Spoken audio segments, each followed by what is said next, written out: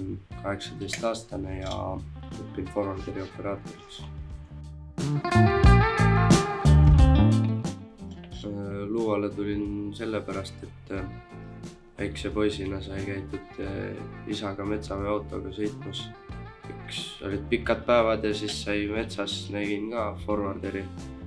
Õnneks olid sõbralikud juhid ja siis sai seni kuni isa koormat laadis, sai kaasa minna sõitma.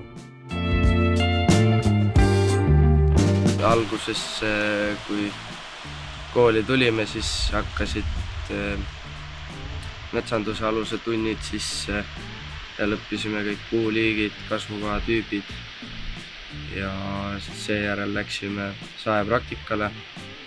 Saepraktikalt tagasi tulles siis oli veel siin metsanduse aluse tunde ja siis hakkasid pasinatunnid ja siis oli veel sortimenditunnid, kus õppisime kõik sortimendi selgeks ja alles seejärel siis saime lõpuks masina peale.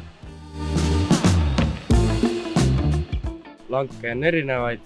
See lank, mis siin praegu on, seda on lust vedada, aga on ka siukseid lanke olnud, kus on poole päeva pealt on juba siiber, kus on pehme ja kus on harvester ei ole head tööd teinud. Luual on head õppetingimused ja